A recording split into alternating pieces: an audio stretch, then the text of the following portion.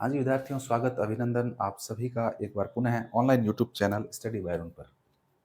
प्रिय विद्यार्थियों, कैसे हैं आप सभी? आई होप आप अच्छे हैं, स्वस्थ हैं, मस्त हैं, तंदुरुस्त हैं। घर पर स्टडी कर रहे हैं, स्टडी जारी रखिए। जो भी आपके लक्ष्य उद्देश्य हैं, ईश्वर आपको अपने लक्ष्य उद्देश्यों को प्राप्त करने में आपकी सहायता करे, ऐसी मेरी शुभकामनाएं हैं। आइए क्लास स्टार्ट करते हैं बिना समय गंवाए। शिक्षा मनोविज्ञान विषय का अध्ययन कर रहे हैं बीएड के सभी प्रशिक्षणार्थी, साथ ही REET level, second grade, first grade की तैयारी करने वाले सभी शिक्षक भर्ती परीक्षाओं की तैयारी करने वाले विद्यार्थियों को मेरी तरफ से शुभकामनाएं। अपन शिक्षा मनोविज्ञान विषय का अध्ययन कर रहे हैं और शिक्षा मनोविज्ञान विषय के अंतर्गत जो है अपन रीट लेवल को टारगेट कर रहे हैं, रीट एग्जाम को टारगेट कर रहे हैं और रीट एग्जाम को टारगेट करके सेकेंड यूनिट अधिगम से संबंधित जो है हम पढ़ रहे हैं। अधिगम के सिद्धांतों का हमने अध्ययन कर लिया। अब अधिगम से संबंधित कुछ टॉपिक जो है आपके रहे हुए हैं, उनको हम जो है एक एक करके क्रम वाइज कर रहे हैं। तो आइए आज का अपना वीडियो लेक्चर शुरू करते हैं। और आज जो है हम अध्ययन करने वाले हैं अधिगम के विद्यार्थियों वक्र की, अधिगम के वक्रों की हम जो है आज जिक्र करेंगे। तो हेडिंग डाल लीजिए आप अपने रजिस्टर में, अधिगम के वक्र, अधिगम के वक्र, अधिगम के वक्र, ये मैन हेडिंग है अपनी। देखिए, सबसे पहली बात तो अधिगम के वक्र एक्चुअल में है क्या? अधिगम के वक्रों का मतलब है विद्यार्थियों कि जब व्यक्ति या बालक जब सीखता है, अधिगम का मतलब है सीखना। जब बालक सीखता है तो सीखने के दौरान उसकी गति में बहुत उतार चढ़ाव आते हैं। कई बार वो अच्छे से सीखने लगता है, फिर एकदम से उसके गति में जो है न्यूनता दर्ज की जाती है, एकदम से वो सीखना कम कर देता है या बिल्कुल सीखना बंद कर देता है। तो उसी को अपन जब ग्राफिकल रूप से प्रदर्शित करते हैं, ग्राफ के रूप में, एक आपके चार्ट के रूप में, या आप कह सकते हैं चित्र के रूप में, जब हम बालक के अधिगम की मात्रा को प्रदर्शित करते हैं तो उसे ही हम अधिगम का वक्र कहते हैं। ठीक है? तो रेखा चित्र के माध्यम से जब हम एक बालक के सीखने की गति को प्रदर्शित करते हैं, उसे ही जो है मनोविज्ञान में अधिगम का वक्र कहा गया है। जैसे वक्र का मतलब आपको पता है, वक्र का मतलब होता है आड़ी तिरछी रेखा। भाई, वक्र शब्द का मतलब क्या है? आड़ी तिरछी रेखा। आड़ी तिरछी रेखाएं, वक्र रेखा जिसको आप बोलते हो। एक तो समान रेखा होती है, सीधी रेखा, सरल रेखा, इसी को सीधी रेखा बोलते हैं। एक वक्र रेखा होती है, वक्र रेखा का मतलब आड़ी तिरछी रेखाएं। तो जब हम व्हाइट बोर्ड पर या ब्लैक बोर्ड पर जब हम कुछ चित्रों के माध्यम से, कुछ रेखाओं के माध्यम से एक बच्चे की प्रगति को जब हम रेखांकित करेंगे तो उसी को जो है क्या कहा जाता है? अधिगम के वक्र कहा जाता है। ठीक है? अब देखिए, बालक जब सीखता है तो सीखने के दौरान बहुत से उतार चढ़ाव आते हैं। अभी आप भी मेरे वीडियो देख रहे हैं यूट्यूब के माध्यम से, तो बहुत से विद्यार्थी ऐसे हैं जो शिक्षक भर्ती परीक्षा की तैयारी कर रहे हैं या फिर रीट एग्जाम को फोकस करके वो तैयारी कर रहे हैं, या बीएड के प्रशिक्षणार्थी हैं जो ये सोच रहे हैं कि हमारे जो सब्जेक्ट के अंदर जो हमारे कोर्स के अंदर जो सब्जेक्ट है मनोविज्ञान से संबंधित, उसका हम अध्ययन कर रहे हैं, तो इन वीडियो के माध्यम से हमें बेनिफिट मिल सकता है। तो वो इसको वीडियो को देख रहे हैं। या फिर अभी वैकेंसी आई नहीं है, तो ऐसे लोग हैं जो इन वीडियो को नहीं देख रहे हैं या मनोविज्ञान को नहीं पढ़ रहे हैं। तो वो लोग अभी नहीं पढ़ रहे हैं, लेकिन वो बाद में पढ़ेंगे। तो उनकी सीखने की जो मात्रा है वो अभी कैसी है? कम है। वो अभी कुछ नहीं पढ़ रहे हैं, केवल अपने सब्जेक्ट को पढ़ रहे हैं, मनोविज्ञान की तरफ ध्यान नहीं दे रहे हैं। लेकिन आगे जैसे ही वैकेंसी लॉन्च होगी, वैसे ही वैकेंसी आएगी थर्ड ग्रेड की, सेकंड ग्रेड की, तो वो एकदम से पढ़ना स्टार्ट कर देंगे। यानी कि वो एकदम से सीखना, अधिगम करना शुरू कर देंगे। तो वहाँ पर जहाँ अभी वो वीडियो नहीं देख रहे हैं या अभी कोई स्टडी नहीं कर रहे हैं, तो यहाँ अधिगम की निम्न मात्रा को दर्ज किया जा रहा है। और आगे जाकर जब कॉम्पिटिशन एग्जाम की वो तैयारी करेंगे और जब वो पढ़ना शुरू करेंगे, चाहे यूट्यूब के माध्यम से करें, चाहे बुक्स के माध्यम से करें, चाहे कोई ऐप पर लेकर के या फिर ऑफलाइन माध्यम से किसी कोचिंग सेंटर में बैठ करके वो अध्ययन करें, तो वहाँ पर फिर अधिगम की एक ऊंचाई या उच्चता हमें प्रदर्शित होगी। तो समझ में आ रही है बात? मैं जो आपको कहना चाह रहा हूँ कि अधिगम के वक्र के माध्यम से एक बालक किस तरह सीख रहा है, उस सीखने की मात्रा को जो है हम एक रेखा चित्रों के माध्यम से प्रदर्शित करते हैं, उन्हें ही हम अधिगम के वक्र कहते हैं। चलिए, अब अपन अधिगम के वक्रों की बात करते हैं विद्यार्थियों। अधिगम के वक्र जो है मुख्य रूप से 3 हैं। 3 प्रकार के अधिगम के वक्र पाए जाते हैं और एक चौथा और है। तो 3 मुख्य हैं, वैसे 4 है वक्र। तो एक-एक की अपन बात करते हैं। सबसे पहला जो विद्यार्थियों अपना अधिगम का वक्र है, वो है विद्यार्थियों सकारात्मक अधिगम का वक्र। सकारात्मक सकारात्मक अधिगम वक्र। इसको ही विद्यार्थियों धनात्मक अधिगम का वक्र भी कहा जाता है। इसी को जो है धनात्मक अधिगम का वक्र भी कहते हैं। ठीक है? सकारात्मक कह दो चाहे आप इसको धनात्मक कह दो, एक ही बात है। जैसा कि देखो नाम से ही मालूम चल रहा है, सकारात्मक अधिगम का वक्र है, यानी कि बालक सकारात्मक रूप से सीखना शुरू कर देता है। बालक जो है प्रारंभ में मान लीजिए बिल्कुल नहीं सीख रहा है, बिल्कुल नहीं पढ़ रहा है, लेकिन आगे चल कर के वो एकदम से सीखना शुरू कर देता है। उसे हम सकारात्मक या धनात्मक अधिगम का वक्र बोलते हैं। ठीक है? इसको अब रेखा चित्र के माध्यम से अगर अपन प्रदर्शित करें, तो देखिए इस तरह से आप ग्राफ बनाएँगे। ग्राफ के माध्यम से अपन प्रदर्शित कर रहे हैं, आपने बनाए होंगे छोटी क्लास के अंदर, है ना? तो इस ग्राफ के माध्यम से अगर हम विद्यार्थियों एक बालक के सीखने की मात्रा को सकारात्मक अधिगम वक्र के अनुसार अगर दर्शाते हैं, तो देखिए मैंने आपको बताया सकारात्मक अधिगम वक्र का मतलब है या धनात्मक का मतलब प्लस है, पॉजिटिव है, यानी कि बालक शुरुआत में सीख नहीं रहा था, लेकिन बाद में उसने सीखना स्टार्ट कर दिया। बाद में उसने सीखना स्टार्ट कर दिया, यानी कि यहाँ से अगर हम बालक के सीखने की मात्रा को प्रदर्शित करें तो किस प्रकार करेंगे? यहाँ से यहाँ बालक सीख नहीं रहा था, लेकिन धीरे-धीरे उसने जो है विद्यार्थियों सीखना स्टार्ट कर दिया। इस तरह से। इस तरह से उसकी सीखने की मात्रा क्या हो गई? बढ़ गई। भई पहले मात्रा 0 थी और 0 से फिर आगे मात्रा बढ़ते उसकी मात्रा जो है बढ़ने लगी, यानी कि उस बालक ने सीखना प्रारंभ कर दिया। तो उसे हम क्या कहेंगे? उसे हम अधिगम का धनात्मक अधिगम वक्र कहेंगे या सकारात्मक वक्र कहेंगे। जैसे आपने देखा होगा एलकेजी क्लास में, छोटी जो क्लासें होती है, बच्चा जब पहली बार किसी स्कूल में जाता है, तो उसे अक्षरों का ज्ञान नहीं होता है, तो उसके लिए वो बड़ी कठिनाई होती है। उसका जो सीखना होता है वो बहुत धीमी गति से होता है। यानी बालक शुरू में जब वर्णमाला से परिचित करता है, ए, आ, इ, ई, क, ख, ग, घ, ड़, 1, 2, 3, 4, ए, बी, सी, डी जो भी वर्ण हैं, उन वर्णों से जब वो परिचित होता है, तो शुरुआत में वो बहुत ही धीमी गति से सीखता है। लेकिन जैसे-जैसे उसको टाइम आगे स्पेंड होता है, वो धीरे-धीरे सीखने लगता है और फिर सीखते-सीखते उसके जो अधिगम की मात्रा है, सीखने की मात्रा है, वो धीरे-धीरे बढ़ने लगती है। कई बार तो छोटे बच्चे होते हैं, वो महीने, 2 महीने, 6 महीने रोने में निकाल देते हैं। स्कूल में आते हैं, मैं देखता हूँ स्कूल में आए बच्चे और 2-2 3-3 महीने तक रोते रहते हैं बैठे। मम्मी जाना है, पापा जाना है, घर जाना है, बस इसमें ही लगे रहते हैं वो। तो वो सीख नहीं पाते हैं। लेकिन जब वो एकदम स्कूल के माहौल से बिल्कुल फ्रेंडली हो जाते हैं, स्कूल के माहौल से, टीचर्स से, सबसे साथ वाले जो बच्चे होते हैं, उनसे जब फ्रेंडली हो जाते हैं वो, तो फिर वो धीरे-धीरे सीखना स्टार्ट करते हैं। तो कहने का मतलब है शुरुआत में बच्चा कुछ नहीं सीख रहा है या फिर उसके अधिगम की मात्रा बिल्कुल ही लोअर है, निम्न है और धीरे-धीरे वो सीखना शुरू कर रहा है और उसका अधिगम हो रहा है, तो आगे उसके अधिगम की मात्रा में बढ़ोतरी दर्ज हो रही है। इसे ही जो है हम क्या कहेंगे? धनात्मक अधिगम का वक्र कहेंगे। अब देखिए चित्र के माध्यम से विद्यार्थियों प्रश्न जो आते हैं आपके परीक्षा के अंदर, उसमें 2 शब्द दिए होते हैं। एक तो देखिए शब्द होता है नतोदर। इन दोनों शब्दों को आप अच्छे से मैं आपके सामने डिस्कस कर रहा हूँ, अपन डिस्कस कर रहे हैं ताकि आप कन्फ्यूज़ नहीं हो किसी तरह से। नतोदर और एक शब्द है विद्यार्थियों उन्नतोदर, उन्नतोदर। तो देखो पहले नाम का अर्थ समझो आप। नाम देखिए नत प्लस उदर। तो नतोदर शब्द है वो 2 शब्दों से बना है, नत प्लस उदर। और उन्नतोदर शब्द है वो भी 2 शब्दों से बना है, उन्नत प्लस उदर। ठीक है? इस तरह से अगर संधि विच्छेद अपन ने किया है इनका, तो 2 शब्द हमारे सामने है नतोदर, नत प्लस उदर। नत प्लस उदर, उदर माने क्या होता है? उदर माने आपको पता है विद्यार्थियों, संस्कृत में उदर यानी पेट। पेट को हम उदर कहते हैं। तो पेट की जो गोलाई है, ये वाली गोलाई, आगे पेट की, हाँ, इस गोलाई के आधार पर जो है इस ग्राफ को नाम दिया गया है। तो वो हमें पता होना ज़रूरी है क्योंकि पेपर में इस तरह के शब्द आते हैं, तो वो आपको पता होना ज़रूरी है। तो देखिए नत प्लस उदर, नत का मतलब क्या होता है? नीचे। नत का मतलब है नीचे, नीचे।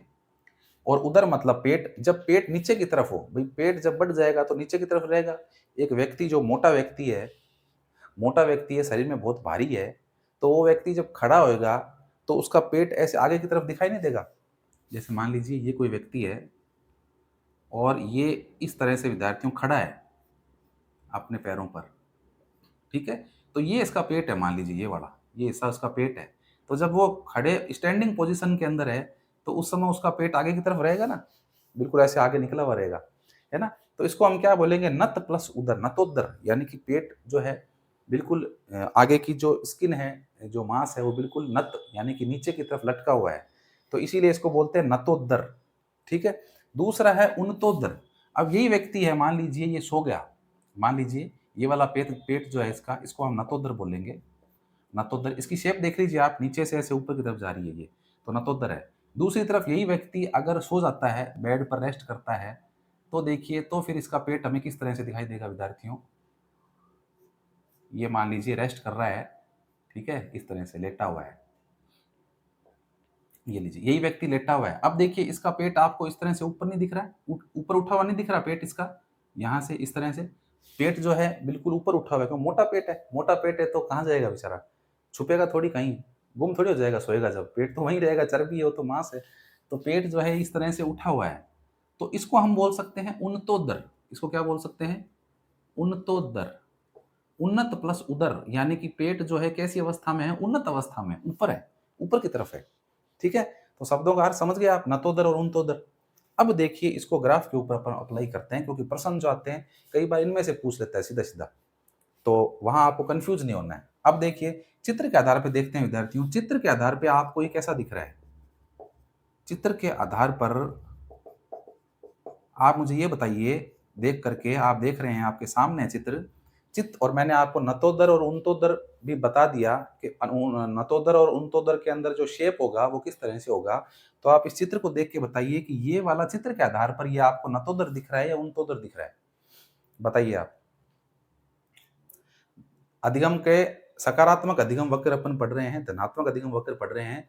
इसमें मैं आपको पूछ रहा हूं कि चित्र के आधार पर अधिगम का वक्र, इसे कौन सा अधिगम का वक्र कहेंगे हम इसे नतोदर कहेंगे या उन्नतोदर कहेंगे? तो देखिए, आपको इस तरह से ये, इस व्यक्ति के पेट को देखिए आप, इस पेट में भी आपको इसी तरह की शेप दिख रही है। इसका मतलब ये है कि अगर चित्र के आधार पर अपन बात करें तो ये किस प्रकार का वक्र होगा? चित्र के आधार पर जो है विद्यार्थियों, ये नतोदर होगा, नतोदर वक्र होगा, ठीक है। समझ में आई बात? चित्र के आधार पर। लेकिन अगर पेपर में पूछ ले कि सीखने के आधार पर ये कौन सा होगा विद्यार्थियों, चित्र के आधार पर तो ये नतोदर वक्र है, लेकिन सीखने के आधार पर कौन सा है? तो सीखने के आधार पर अगर कहें तो कौन सा होगा? उन्नतोदर होगा। चित्र के आधार पर नतोदर है, लेकिन सीखने के आधार पर कैसा है? उन्नतोदर है, उन्नत है। भाई उन्नत हो रहा है बच्चा, पहले नहीं सीख रहा था लेकिन बाद में सीख रहा है, यानी बाद में उन्नति कर रहा है वो। तो उन्नति कर रहा है तो चित्र के आधार पर तो हो गया नतोदर। और अगर सीखने के आधार पर बात करें तो इसी को आप नीचे लिखेंगे, सीखने के आधार पर, सीखने के आधार पर। तो सीखने के आधार पर जो है विद्यार्थियों, ये वक्र कौन सा होगा? उन्नतोदर वक्र होगा, उन्नतोदर वक्र होगा, ठीक है। तो दोनों ही तरह से जो है आपके सामने सवाल आ सकता है। अगर आपके सामने पेपर में चित्र देकर के पूछ लिया जाए कि ये जो अधिगम का वक्र है, ये चित्र किस प्रकार के, चित्र के आधार पर कौन सा अधिगम वक्र प्रदर्शित कर रहा है, तो चित्र के आधार पर तो कौन सा कर रहा है? नतोदर, क्योंकि देखिए ये पेट, इस व्यक्ति का शेप नतोदर ही है ना। तो चित्र के आधार पर नतोदर है। लेकिन अगर कहा जाए सीखने के आधार पर, बालक किस तरह से सीख रहा है, सीखने के आधार पर कौन सा है? तो सीखने के आधार पर तो भाई उन्नति कर रहा है बालक, जो है पहले जीरो था, धीरे धीरे धीरे सीख रहा है, उन्नति की तरफ बढ़ रहा है। इसका मतलब उन्नतोदर होगा, उन्नत हो रहा है, उन्नत हो रहा है, बालक की सीखने की गति जो है वो बढ़ रही है, उन्नति कर रही है, प्रगति कर रही है। तो सीखने के आधार पर होगा उन्नतोदर, ठीक है। क्लियर? समझ में आ गया? पहला सकारात्मक अधिगम का वक्र, धनात्मक अधिगम का वक्र, चित्र के आधार पर नतोदर और सीखने के आधार पर उन्नतोदर। आई होप आप अच्छे समझ गए होंगे इसको। अब अपन चलते हैं दूसरे पर, दूसरे प्रकार पे चलते हैं। रेस्टर कहाँ गया? ये रहा। चलिए बना लीजिए चित्र। आप चित्र बनाना चाहें चित्र बना लीजिए, जो लिखा हुआ है लिख लीजिए, अच्छा रहेगा। कॉपी पेन साथ में लेके बैठिए, लिखेंगे ज़्यादा समझ में आएगा। या स्क्रीनशॉट ले लो, बाद में लिख लेना। ले लिया स्क्रीनशॉट? चलिए सेकंड देखते हैं अपन।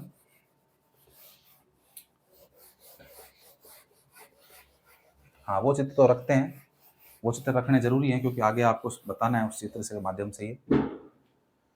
हाँ, तो अब अपन विद्यार्थियों दूसरा जो है देख रहे हैं अधिगम का वक्र। और दूसरा, पहला अपन ने सकारात्मक पढ़ा है, तो दूसरा कौन सा होगा? नकारात्मक होगा।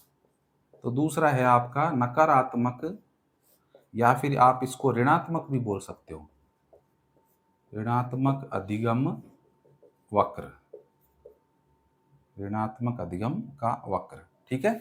सकारात्मक, सॉरी नकारात्मक कह दो, चाहे आप इसको ऋणात्मक बोल दो, एक ही बात है। ऋणात्मक अधिगम का वक्र। तो नकारात्मक और ऋणात्मक अधिगम वक्र का तात्पर्य ये है कि बालक शुरुआत में तो अच्छे से सीख रहा था, लेकिन बाद में जो है उसके सीखने में कमी प्रदर्शित हो गई। यानी शुरू में बालक अच्छा सीख रहा था, लेकिन बाद में धीरे धीरे ऐसा समय स्थिति आई कि बालक ने सीखना कम कर दिया। जैसे कि मैंने आपको कंपटीशन एग्जाम का एग्जाम्पल दिया था कि जब कंपटीशन एग्जाम आता है या कोई फॉर्म भरा जाता है कि भाई ये वैकेंसी आ गई है, सेकंड ग्रेड आ गई है, फर्स्ट ग्रेड आ गई है, तो बच्चे बड़े उत्साहित होते हैं और बहुत तेजी से सीखना शुरू करते हैं, हर सब्जेक्ट को पढ़ना शुरू करते हैं, यूट्यूब के माध्यम से, किताबों के माध्यम से, नोट्स के माध्यम से, साम दाम दंड भेद सारे जो है अपनी तरफ से टोटके अपनाते हैं कि भाई किसी तरह से जो है हम सीख लें, हमारे समझ में आ जाए पूरा सिलेबस, हम पढ़ लें, सारे तथ्य पढ़ लें, ताकि पेपर में आसानी से हम इनको हल कर पाएँ, प्रश्न आए तो। तो शुरू में तो बहुत तेज़ी से सीख रहे हैं बच्चे, लेकिन बाद में जब वैकेंसी चली जाती है, वैकेंसी चली गई, पेपर हो गया, पेपर होने के बाद में अब उसका रिज़ल्ट आएगा, तब फिर कौन पढ़ता है? नहीं पढ़ते। लाइब्रेरी जाना भी बंद है, किताबें पढ़ना बंद है, किताबें खरीदना बंद है, यूट्यूब पे या जो भी ऐप ले रखे हैं उसके माध्यम से भी पढ़ना बंद है, ऑफ़लाइन भी कौन जाएगा कोचिंग? कोई नहीं जाएगा पेपर होने के बाद में। तो वहाँ पर क्या होता है, एकदम से गिरावट में प्रदर्शित होती है। तो उसी को हम क्या बोलेंगे, नकारात्मक या ऋणात्मक अधिगम का वक्र बोलेंगे। यानी कि बालक शुरुआत में तो तेजी से सीख रहा है, लेकिन बाद में जो है उसने सीखना कम कर दिया या बिल्कुल ही बंद कर दिया, उसको हम बोलेंगे ऋणात्मक अधिगम का वक्र। ऋणात्मक ऋणात्मक मतलब माइनस, घटा, यानी घटती चली गई, उसके अधिगम की मात्रा कम होती चली गई, इसीलिए इसका नाम क्या दिया है, ऋणात्मक अधिगम वक्र नाम दिया है। अभी आपने देखा होगा स्कूलों के अंदर जैसे 8 पीरियड होते हैं स्कूल में, लगभग स्कूलों के अंदर 8 पीरियड होते हैं सुबह से लेकर दोपहर तक। सुबह 8 बजे से लेकर 2 बजे तक, 3 बजे तक स्कूल लगती है, अलग-अलग टाइमिंग है। कोई 5 घंटे लगाता है, कोई 5.5, 6, साढ़े 6 घंटे तक लगाता है स्कूल। तो लगभग 8 पीरियड होते हैं। तो उन 8 पीरियडों के अंदर आपने देखा होगा इंटरवल से पहले वाले जो पीरियड होते हैं, वो लगभग आपके साइंस के, एनवायरमेंटल स्टडी के, इंग्लिश के, मैथ के, इनके होते हैं, ताकि कठिन सब्जेक्ट को बच्चा सुबह-सुबह पढ़ ले। क्योंकि बच्चा घर से आया है तो एकदम एनर्जी के साथ आया है, पूरी रुचि के साथ आया है कि मुझे पढ़ना है, और धीरे-धीरे जब वो भोजन कर लेता है, भोजन करने के बाद में उसमें सुस्ती आने लगती है, तो फिर वो क्या है कि बिल्कुल स्लो हो जाता है, सीखने की मात्रा उसकी घट जाती है। तो यहाँ पर वो उसको भी आप एक एग्ज़ाम्पल में ले सकते हो कि भई शुरू में सुबह जब बच्चा आया स्कूल, तो बहुत तेज़ी से सीख रहा था, लेकिन जब इंटरवल के बाद उसने भोजन कर लिया, उसको आलस आना शुरू हो गया, सुस्ती आनी शुरू हो गई, तो उसके सीखने की मात्रा जो है वो कैसी हो गई? कम हो गई। ठीक है? और इंटरवल के बाद में अधिकतर आपके हिंदी है, सोशल साइंस है, आपकी चित्रकला है, इस तरह के सब्जेक्ट जो है टाइम पीरियड लगाए हुए होते हैं, टाइम टेबल के अंदर सेट किए हुए होते हैं, ताकि बच्चा अगर सुस्त भी है, तो भी चलो कोई बात नहीं, ये रटने वाले विषय हैं, तो इनको आसानी से क्या है कि बच्चा पढ़ लेगा। तो समझ में आया आपके? इस तरह से ऋणात्मकता दर्ज होती है बच्चे के अधिगम में, सीखने में। अब इसको चित्र के माध्यम से देखते हैं विद्यार्थियों, इसका चित्र या ग्राफ कैसे बनेगा? देखिए, उसमें हमने धनात्मक अधिगम वक्र था, यानी कि उसमें जो है बच्चे के सीखने में बढ़ोतरी दर्ज हुई थी, है ना? यहाँ क्या हो रही है? गिरावट हो रही है। यहाँ पर गिरावट हो रही है, इसका मतलब ये है कि ये पहले ऐसे गया बच्चा, यानी फुल उसने काफ़ी सीखा। सुबह-सुबह आया जब उसने खूब सीखा, लेकिन बाद में धीरे-धीरे, धीरे-धीरे नीचे की तरफ आता चला गया। ग्राफ पहले तो तेज़ी से ऊपर आया और फिर ग्राफ नीचे आता चला गया। तो यहाँ पर देखो विद्यार्थियों, ये जो चित्र बना है, ये चित्र अगर मैं आपको पूछूँ चित्र के आधार पर ये अधिगम का कौन-सा वक्र है? चित्र के आधार पर अधिगम का वक्र, अधिगम का वक्र, तो आपका जवाब क्या होगा बताओ मेरे को? ये उन्नतोत्तर होगा या नतोत्तर होगा? चित्र की बात हो रही है। चित्र के आधार पे आपको क्या दिख रहा है? अब ये देखो, ये मैंने क्या बताया था, व्यक्ति सो रहा है तो पेट ऐसे ऊपर आया हुआ है। उन्नतोत्तर, उन्नत अवस्था के अंदर है। तो चित्र के आधार पर अगर अपन बात करें तो ये वक्र कौन-सा है? उन्नतोत्तर होगा। उन्नतोत्तर, उन्नतोत्तर होगा। चित्र के आधार पे तो उन्नतोत्तर होगा। लेकिन अगर हम सीखने की बात करें विद्यार्थियों, कि सीखने के आधार पर ये वक्र कौन से प्रकार का होगा? तो सीखने के आधार पर बताओ आप कौन सा होगा? सीखने के आधार पर यह वक्र नतोदर होगा। सीखने के आधार पर कैसा होगा विद्यार्थियों? नतोदर होगा। सीखने के आधार पर नतोदर होगा। नतोदर क्यों होगा? क्योंकि इसके अंदर जो है गिरावट दर्ज हो रही है। नतोदर, नत नत मन नीचे, नत का मतलब नीचे, नीचे उधर, उधर नीचे की तरफ है। तो इसमें देखो गिरावट दर्ज हो रही है, यानी कि ऊपर गए फिर नीचे आ गए, नीचे आ गए, तो ये देखो गिरावट दर्ज हो रही है ना, पहले ऊपर इधर गए तो प्लस ही प्लस, और इधर नीचे आए तो माइनस ही माइनस। ये इस तरह से ऊपर गए और ऊपर जाके वापस नीचे आ रहे हैं, नीचे आ रहे हैं, तो फिर नतोदर हो गया। तो सीखने के आधार पर कौन सा होगा? नतोदर होगा। लेकिन चित्र की बात करें, चित्र के आधार पर कौन सा होगा? उन्नतोदर होगा। वो एग्जाम्पल आप मैंने आपको सामने दे दिया है। ठीक है? तो आई होप आप इसको भी समझ गए हैं, अधिगम के दूसरे वक्र को, जिसका नाम है ऋणात्मक या नकारात्मक अधिगम का वक्र। अब इसको नाम अपन ये नहीं दे सकते, उन्नतोदर वक्र या नतोदर वक्र नहीं दे सकते। क्यों नहीं दे सकते? क्योंकि इसको अगर उन्नतोदर नाम दे देंगे मान लीजिए इसको वक्र को हम उनतोदर नाम दे देते हैं। मैं आपको यहाँ लिख देता हूँ कि उनतोदर वक्र, ये जो नकारात्मक या ऋणात्मक अधिगम वक्र है, इसको हम उनतोदर कहेंगे। अगर मैं ये बोल दूं आपको और पेपर में प्रश्न आ गया सीखने के आधार पर, तो सीखने के आधार पर आप उनतोदर करिए होगे, लेकिन सीखने के आधार पर कौन सा है? नतोदर है ये।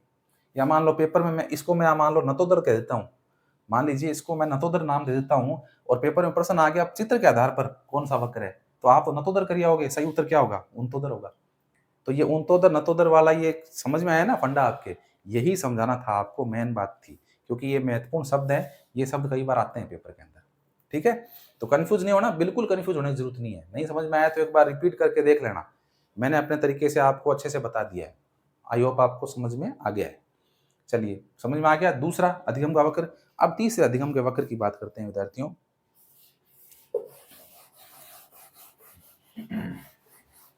तीसरा जो अधिगम का वक्र है वो है विद्यार्थियों सरल रेखीय, तीसरा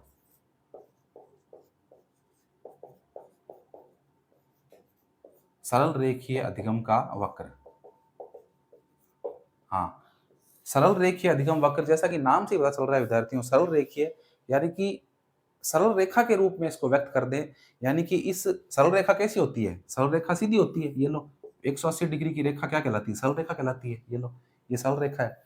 यानी कि बालक के अधिगम में ना तो बढ़ोतरी हो, ना कोई घटाव हो, ना तो उसमें कोई धनात्मकता दिखाई दे, ना उसमें कोई ऋणात्मकता दिखाई दे। कोई ना तो कमी दर्ज हो रही है, ना ही कोई प्रभाव या ऊंचाई दर्ज हो रही है किसी प्रकार की। तो वो क्या कहलाएगा? वो सरल रेखीय वक्र कहलाएगा।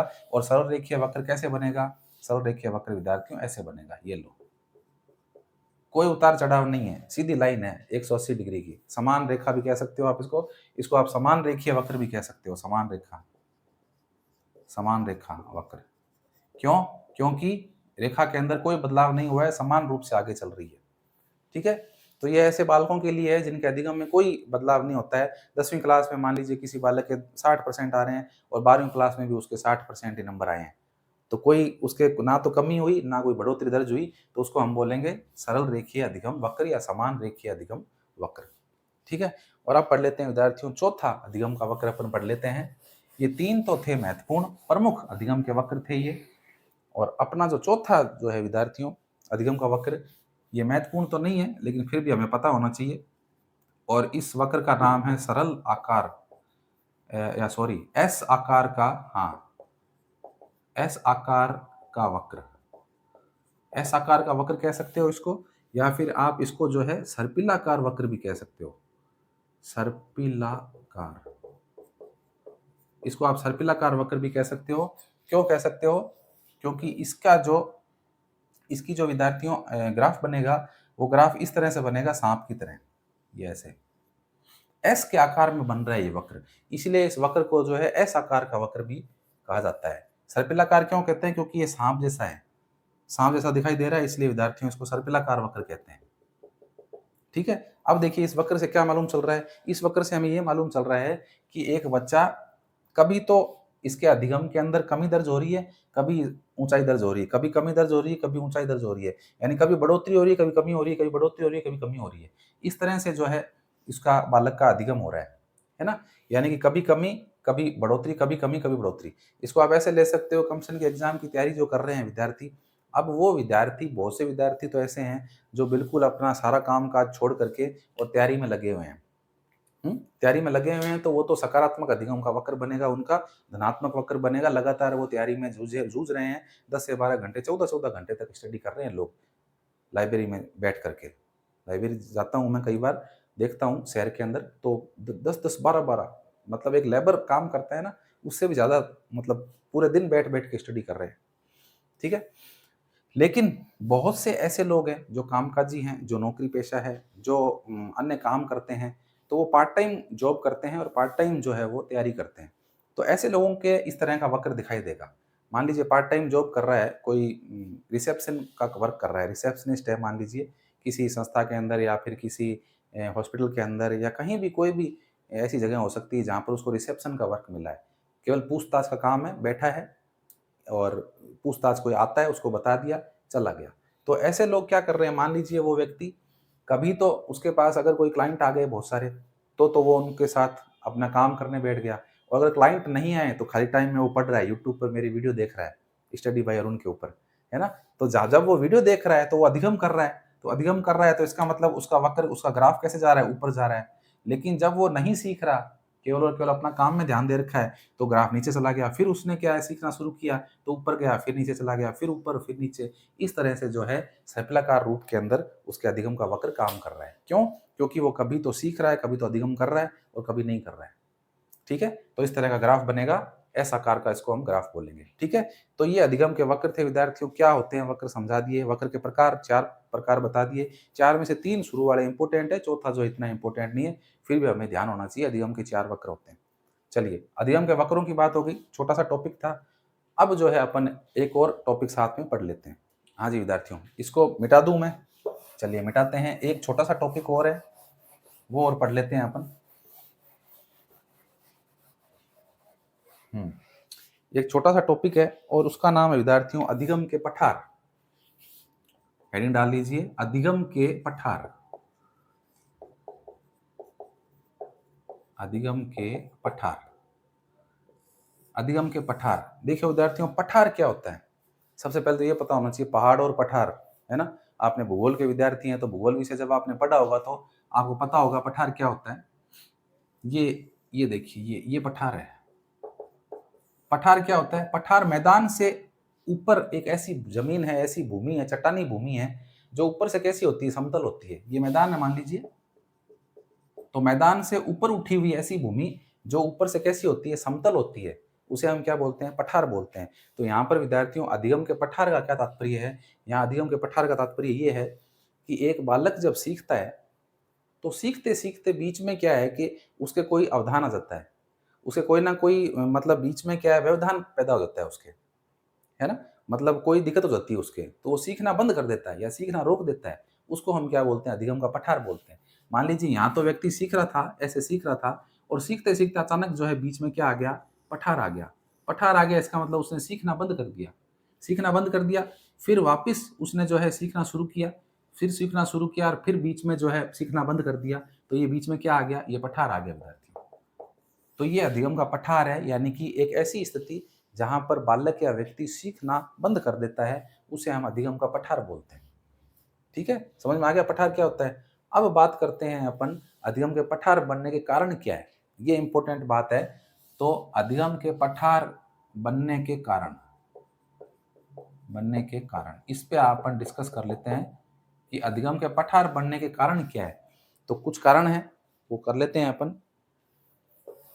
कौन कौन से कारण है? देखो, एक नंबर डालो विद्यार्थियों। एक नंबर है आपका, अधिगम के पठार का पहला कारण है विषय के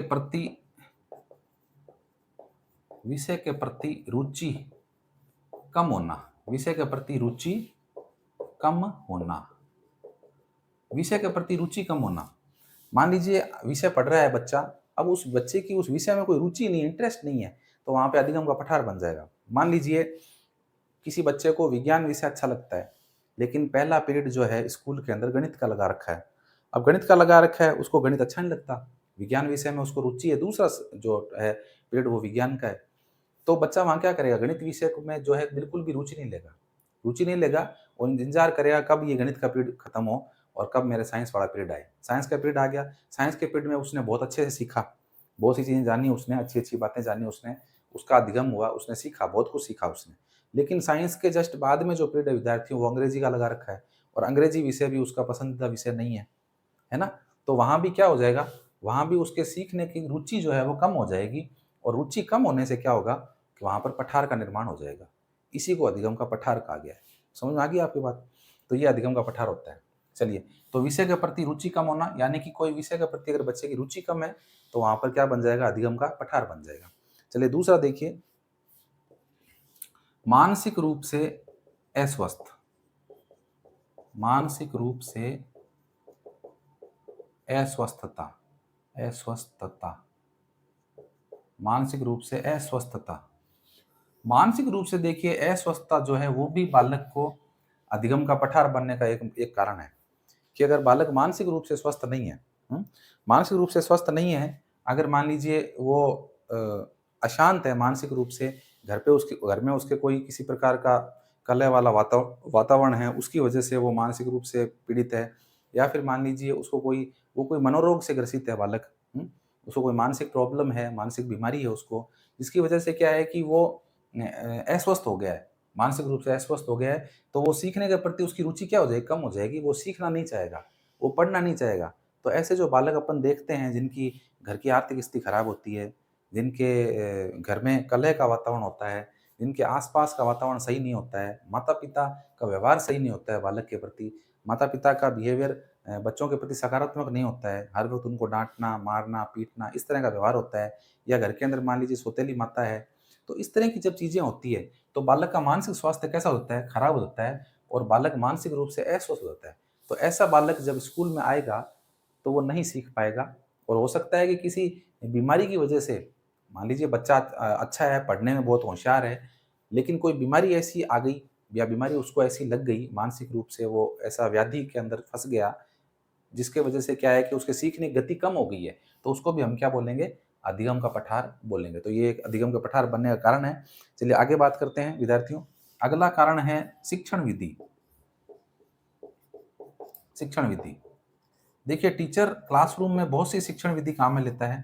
टीचिंग मेथड जो जिसको आप बोलते हैं, बहुत से टीचिंग मेथड काम में लेता है, व्याख्या विधि को काम में लेता है, आपके प्रश्नोत्तर विधि काम में लेता है, वहीं उसके अलावा कहानी विधि काम में लेता है, खेल विधि काम में लेता है, खोज विधि, अनुसंधान विधि काम में लेता है। बहुत सारी विधियाँ हैं शिक्षण की, उनको टीचर काम में लेता है। लेकिन अगर टीचर सही शिक्षण विधि का प्रयोग नहीं कर रहा है, क्लासरूम के अनुसार, बच्चों की आयु वर्ग के अनुसार, बच्चों की मानसिक उपलब्धि, मानसिक बुद्धि-लब्धि के अनुसार अगर वो सही टीचिंग मेथड काम में नहीं ले रहा है, तो वहाँ भी बच्चे सीखना क्या कर देंगे? कम कर देंगे, तो वहाँ भी क्या बन जाएगा? अधिगम का पठार बन जाएगा।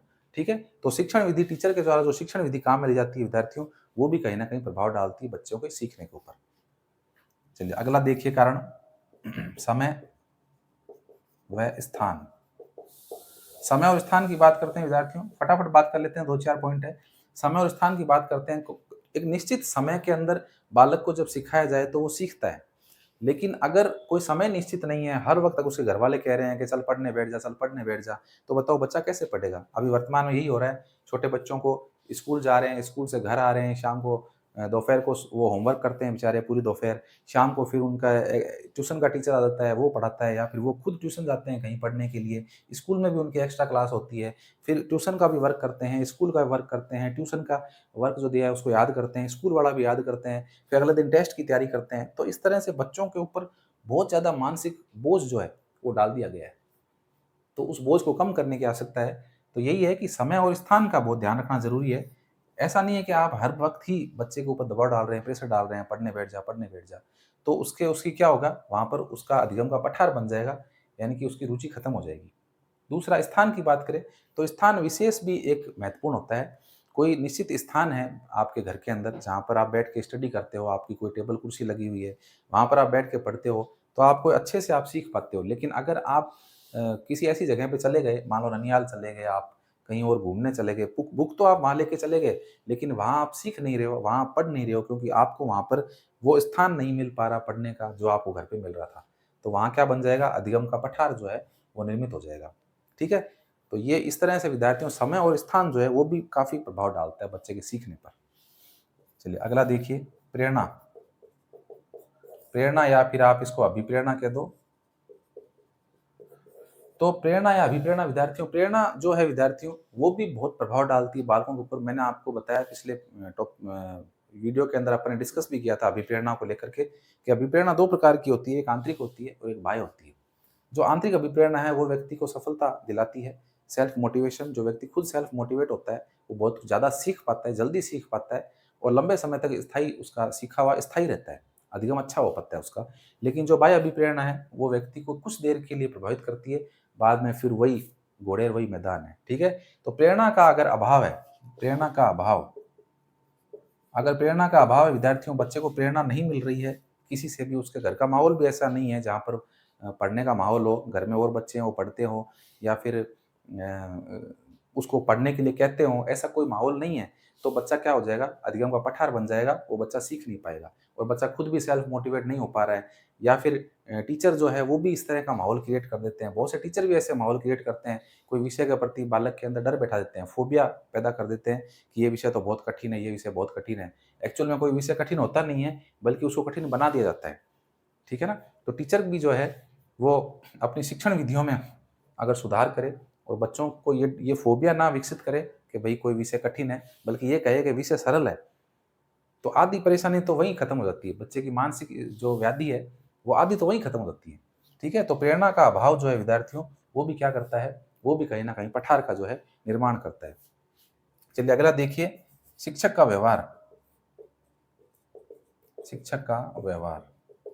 शिक्षक के व्यवहार की बात करें तो शिक्षक जो है विद्यार्थियों, इनका व्यवहार बालक को बहुत प्रभावित करता है, क्योंकि शिक्षक कहीं न कहीं बालक के लिए एक आदर्श रूप होता है। बालक का एक रोल मॉडल होता है। बालक एक तरह से हीरो होता है टीचर एक बालक के लिए। चाहे वो प्राइमरी क्लास का टीचर हो, चाहे वो अपर प्राइमरी हो, चाहे मिडिल का हो, चाहे जो भी सेकेंडरी, सीनियर सेकेंडरी, कॉलेज का विद्यार्थी हो, उन सब के लिए टीचर जो है एक आदर्श रूप होता है। उनको अपना एक हीरो मानते हैं, वो चाहते हैं कि हम उनके जैसा बने, है ना? तो शिक्षक का व्यवहार भी बहुत ज़्यादा प्रभाव डालता है बालकों के ऊपर। शिक्षक को चाहिए कि वो बालकों को लगातार मोटिवेट करते रहें। हालाँकि सेल्फ मोटिवेशन ज़रूरी है, लेकिन छोटी क्लासों के अंदर जो बच्चे हैं, जो छठी, 7वीं, 8वीं मिडिल के बच्चे हैं, छठी, 7वीं, 8वीं सेकेंडरी के बच्चे हैं, 9वीं, 10वीं के, उनको जो है बाहरी मोटिवेशन की ज़रूरत होती है प्रारंभ में। बाद में उनकी आंतरिक मोटिवेट हो जाते हैं वो सेल्फ मोटिवेट होना शुरू कर देते हैं, लेकिन प्रारंभ में उनको शुरुआत के अंदर जो है, वो शिक्षकों के द्वारा और घर के सदस्यों के द्वारा थोड़ा मोटिवेट करना ज़रूरी है उनको, है ना? तो उसका बहुत प्रभाव पड़ता है उन बालकों के ऊपर। तो शिक्षक का व्यवहार जो है, वो भी कहीं न कहीं प्रभाव डालता है और एक मैंने आपको ये भी कहा कि टीचर किसी विषय को कठिन बना सकता है, टीचर ही किसी विषय को सरल बना सकता है। तो शिक्षक का व्यवहार, शिक्षक को ये नहीं कहना चाहिए कि कोई विषय कठिन है, बल्कि ये कहना चाहिए कि सभी विषय आसान हैं और सिर्फ़ हमें उन्हें सीखना है, ग्रहण करना है और अगर कठिन है, तो मैं उन्हें सरल बना दूँगा। इस तरह की बात कह के टीचर को पढ़ाना चाहिए, तो अधिगम का पठार नहीं बनेगा, लेकिन कहीं न कहीं ये भी शिक्षक का व्यवहार भी जो है पठार बनने के लिए उत्तरदायी होता है। तो ये विद्यार्थियों अधिगम के पठारों की हमने बात कर ली। 2 छोटे-छोटे टॉपिक थे, 2 बिंदु थे, जिनकी हमने बात की है। आज के लिए इतना ही, मिलते हैं एक और नई वीडियो के साथ में, तब तक के लिए नमस्कार।